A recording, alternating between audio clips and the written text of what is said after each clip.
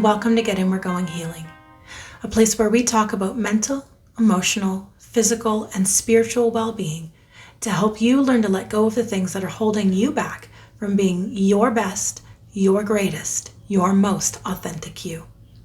My name is Tovah, and I will be your guide.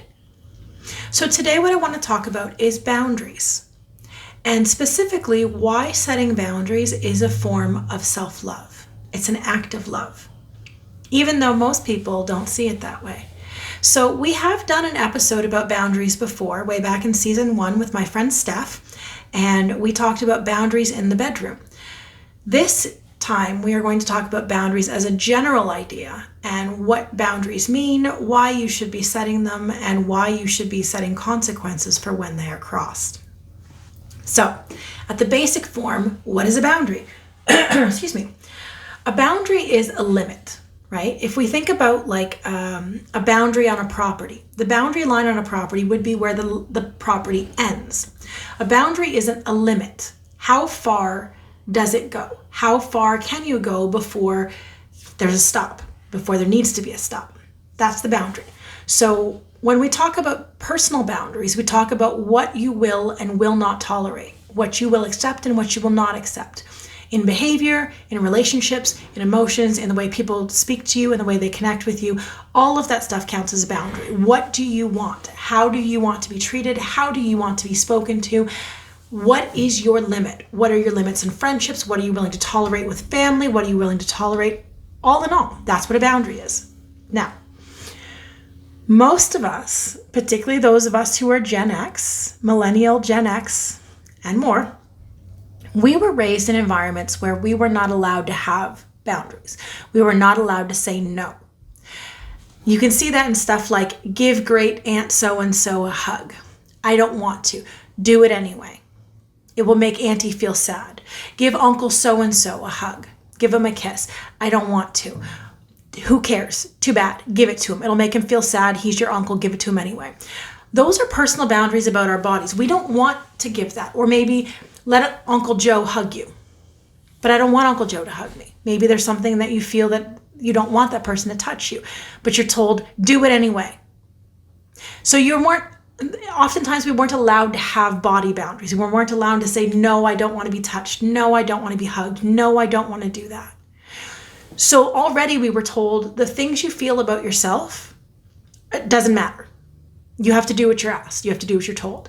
We might have been told, like the way that someone spoke to us. We might not feel that the way they spoke to us was okay. Many of us who come from backgrounds that have trauma, childhood trauma, we were often spoken to in a way that we didn't want. And we weren't allowed to say, that's not okay. I know personally in my life, I remember writing letters to my mother multiple times as a child saying, I don't like it when you talk to me like that. It hurts my feelings when you speak to me like that. And she laughed it off. She acted like it was a joke and just said, I'm the mother, I'm going to do whatever I want. So even though I expressed that I didn't like that, I didn't want to be treated that way, it didn't matter because I was just a kid and I was told I was not allowed to have a say. I was just told to be there and be told, do what I was told. And many of us come from this type of background where we were not allowed to say, I don't want to be talked to like that. I don't want to be treated like that. I don't want to be touched like that. I can't even tell you how many times I was tickled when I said I did not want to be, and my body boundary was disrespected. And I was expected to just, I'm just having fun. It's okay. It's just a little bit of fun, even though I wasn't finding it fun. I was uncomfortable and I said no, but my no was not respected. So how does that affect us?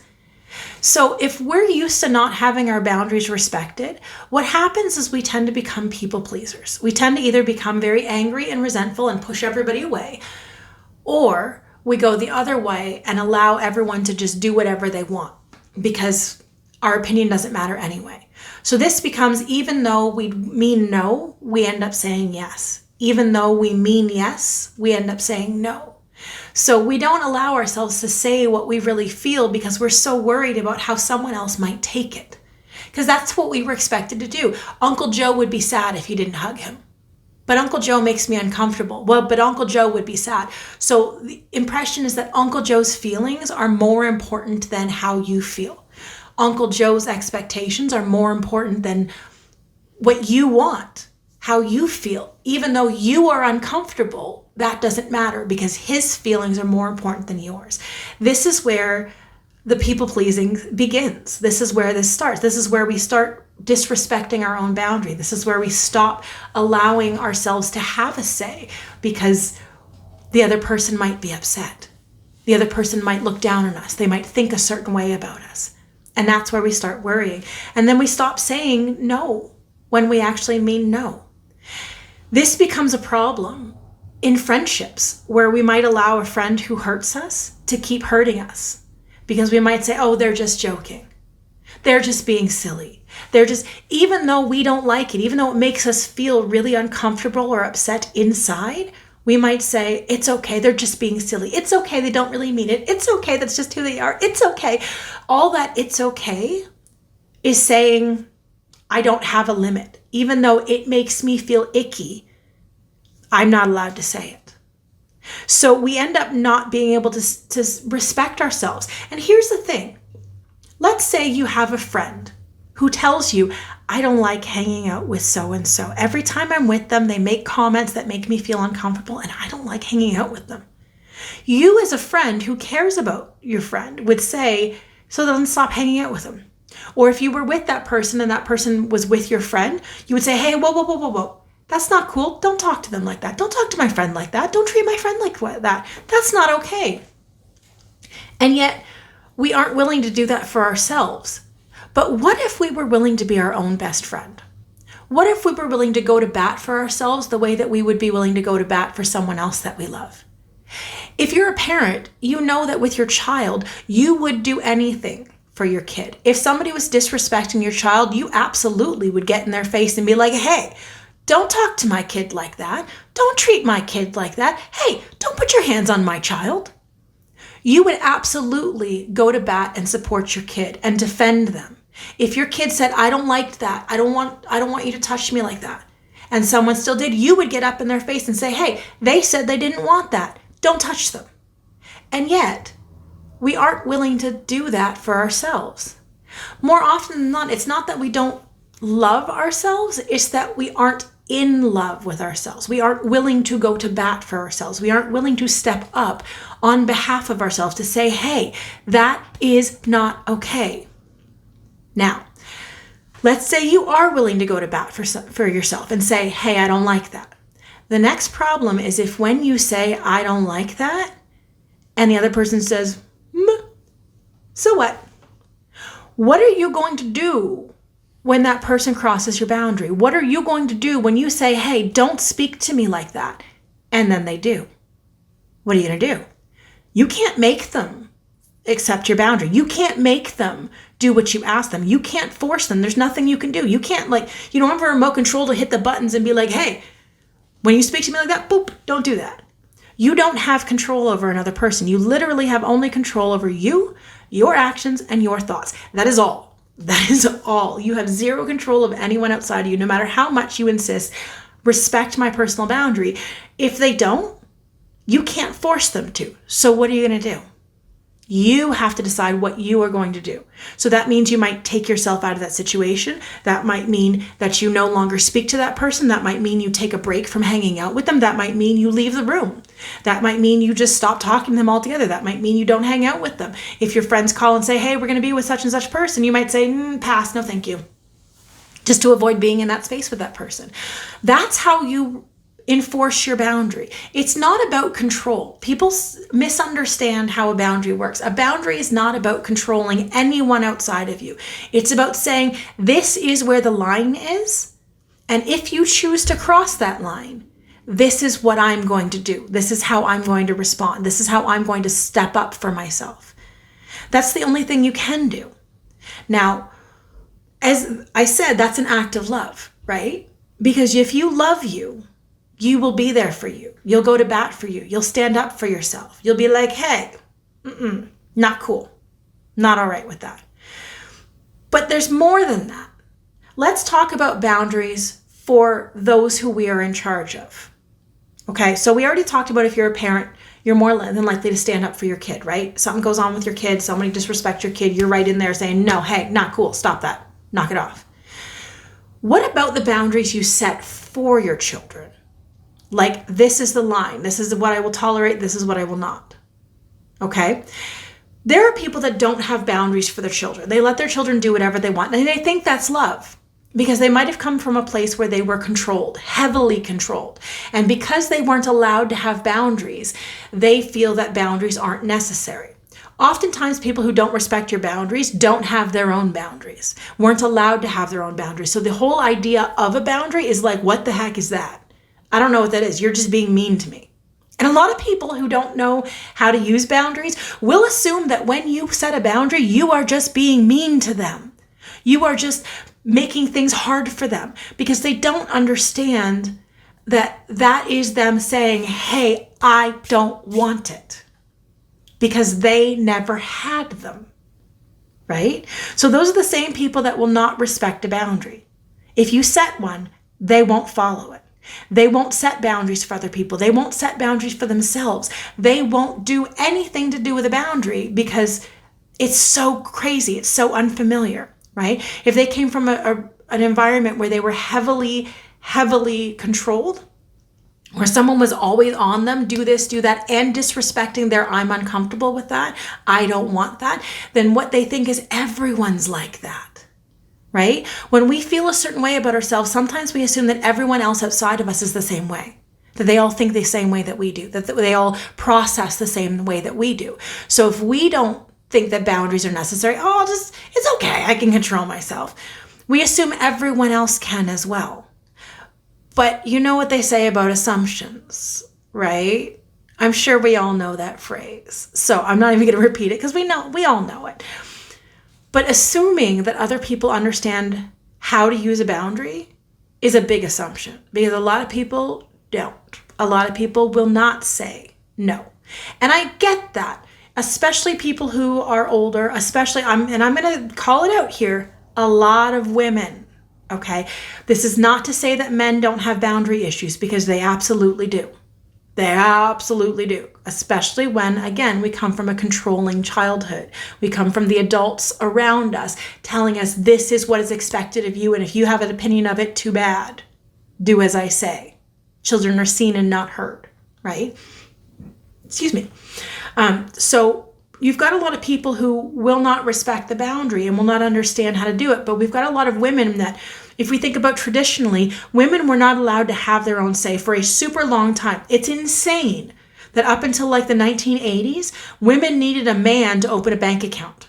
Women needed a man to get a credit card. That women were not allowed to do those things on their own as an individual sovereign being, but were expected that they were just an offshoot. They needed their husband or their father or their brother to help them open a bank account, to get a credit card, all of those things, to get a mortgage, all of those things were expected of that. So if you did not like the limits that were set on you, too bad. You needed that person in order to live your life. You needed them. So you had to keep them happy. And if you had an opinion, tough. Right? The man is the head of the household, right? The patriarchy idea, rather than the concept that both are equal, both are valid, both bring stuff to the table, right? Both partners are equal. They just bring different things to the table, but as a combined unit, create a whole. That's not how it was seen before. So you've got a lot of women who, as mothers, would have passed that concept down to their daughters, pass that concept down of, yeah, you just have to do as you're told. You're not allowed to say. You're not allowed. If you don't want to do that, too bad. If you don't want to be physically touched like that, too bad. If you don't want to be intimate with your partner, too bad. That's just your expectation as a woman, is you're just expected to do that, to do your wifely duties, right? Even if you don't want it, even if you aren't interested in the moment, tough. And if a woman were to say, no, I'm not interested, now she's a prude. Now she's a B word, right? Or if she did want to give her body of her own choosing. Now she's the S word, right? There's all of these things that have been put in place to knock people down, and again, not allow them to have that body boundary, not allowed to have a boundary, period. You don't get an opinion. You're just told to do what you're told to do. So we've got a lot of people who don't have the idea of what a boundary is and why it's important and why it's saying, I love me enough to say no. I love me enough to stand up against this. I love me enough to say, don't call me names. I love you. I love me enough to say, don't touch me like that. I love me enough to say, no, I'm not going to put myself in danger. Now, if you're not familiar with giving boundaries, it's going to be real hard to begin setting boundaries. Because again, first it comes from a place of love. You have to acknowledge that you are doing this for yourself out of love. And when we're not used to doing it, we're going to feel guilty. The first time that I set a good, proper boundary, I felt horribly guilty because the other person that I set a boundary with made me feel bad for doing it, guilted me, told me that I was wrong because they were getting something out of the fact that I didn't have a boundary. They were getting what they needed because I didn't have a boundary. So the first time that I set a good solid boundary with my mother, my voice shook the whole time. I was shaking like a leaf. I was so worked up. My nervous system was so reactive. It was so hard, so incredibly hard to say, no, I will not put myself in this situation. I'm sorry. This is how I can help you. And if you aren't willing to accept that, then I cannot help you. And I was called all manner of things because I said no. And then my mother proceeded to try to push as to why I should change my no to a yes because of this reason and this reason and this reason and this reason. And it was still really hard for me to say, I hear you and I understand you, but I'm still telling you no. And my voice shook the whole time. And when I got off the phone with her, I was like near tears. I had to go to myself, like by myself and just cry because the tension and the stress that built up in me by saying the no was so intense that I couldn't cope with it. I needed to let it out. I needed to give it somewhere to go. And I was just like really anxious and reactive because of it. But by starting with that no, and I thought she was never going to speak to me again. And in a day or two, when she calmed down and she understood, she called back and said, okay, I hear you. Okay, fine. I mean, it wasn't what I would have loved was, I hear you, I respect your boundary, and I'm okay with it. But that's not what I got. And that's not what you're going to get with somebody who doesn't know how to use boundaries. They're not going to say, I hear you, I see you, I respect you. They're not going to give you that. But she did say, okay, fine. I'm willing to accept the offer that you offered. And that was huge. That was huge. But that was a big deal. And I had to set boundaries in my friendships and say, hey, I'm not going to tolerate that. Hey, that's not okay with me. I had to set boundaries in my romantic relationships and say, hey, that's not cool. That's not okay with me. I won't be treated that way. And that's not cool. But again, you can't force anyone to respect your boundary. You have to decide, okay, so I've set this limit. And if this person chooses to cross my boundary, how am I going to respond? My way of responding is fine. That's fine. You could do whatever you choose. That's fine. But if you choose to cross the boundary, I'm not going to talk to you. I have better things to do with my time than to hang out with you if you're going to treat me like that. That's not okay. Because I love myself enough to say, I'm not going to tolerate that. I'm not going to put up with that. Because every time someone crosses my boundary, I feel awful, right? It puts me into a state of fight or flight. It puts me into a state of nervous system activation. It puts me into a state where I am now betraying myself. Because that's what you're doing. When you let someone cross your boundary, you are betraying yourself, right? So it is very important that we learn to speak up for ourselves, to be our own best friend, to go to bat for ourselves. If you struggle with being your own best friend, I strongly, strongly, strongly recommend Dr. Kristen Neff, last name Neff. She has a website. I believe it's kristenneff.com, but you can Google it, right? And I'll try to drop the link in the description box so you can follow it if you need to. She has a self-compassion test you can take on her website to find out how compassionate are you to yourself. How well are you treating yourself like a friend? Turns out, for a long time, I was a really terrible friend to myself. I was not doing a lot for me. I was too worried about what everybody else thought, and I was not speaking up for myself. I was not being a particularly good friend. And that was a shock to me because I thought I was actually being really great to myself. And then I was like, oh, I'm really not. Her website is really good. She has some excellent meditations on there that can help guide you through some stuff that will help you just work through those things. Okay.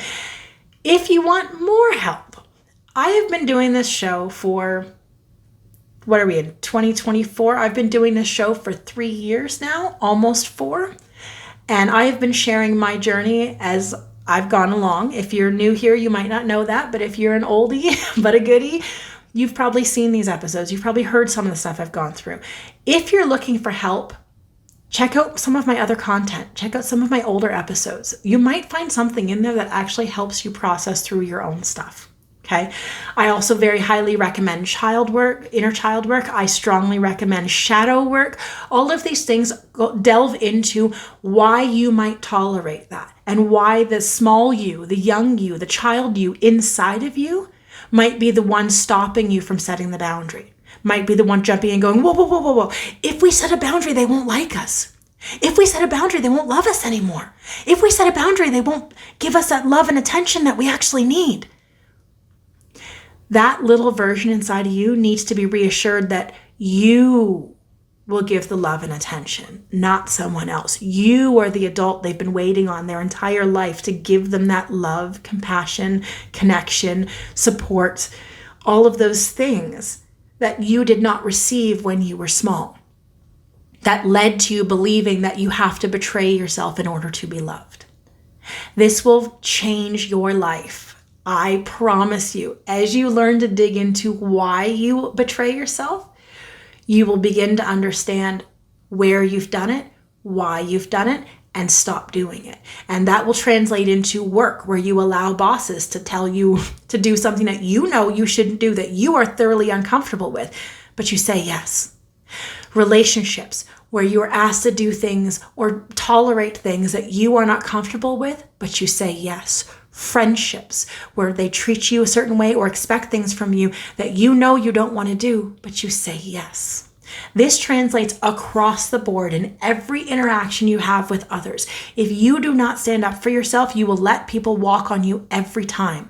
Oh, I'm getting a line. I think it might be Katy Perry's Roar. It's definitely a Katy Perry song. And it's, I stood for nothing, so I fell for everything. Is the line. Because you were chills. Yeah. When you are willing to stand up for something, you won't fall for stuff. But if you aren't willing to stand up for yourself, if you aren't willing to stand up for things you believe in, you will fall for anything that people say to you because you don't stand for anything. So you'll fall for everything. So I ask you, I invite you, stand up for yourself. Support yourself. Be your own bestie. Okay? If you are in the Windsor area, the Windsor-Tecumseh, even Essex County area, and you are looking for a way to help you move through some of the stuff that's coming up for you, I offer a meditation every second Monday of the month. I offer it at the Lodge at Lakeshore. My next class, if you're catching this, these readings are timeless, obviously, but if you are catching this when it comes out, my next meditation class is on November 11th, 11/11. For those of you who are twin flames, you know that number. 11/11 is my next meditation class. It will be at the Lodge at Lakeshore. I will drop some information in the description box if you are interested. If you do want to register for that, you can send me an email at getinweregoinghealing@gmail.com. That will be in the description box. I would love to have you. The classes are open to anybody It is adult oriented. I will give that. Teenagers, I might give an exception for, but it's definitely not child. It's not child friendly. It's going to be delving into some deep, heavy stuff. So it's not really kid friendly. But if you're on the older spectrum of teens, we're talking like 16 and up, I am well open. It's open to you, male or female, any gender is acceptable. The class is $30. It does require prepaid to register, but I'm happy to take anybody if you want to come to that class. I want to help you. I want to help you move through your stuff. I want to help you delve into this stuff. If you are interested, send me an email, let me know. If you want to get a personal tarot reading to delve into some of your stuff, I do that. I do them virtually. I do them in person.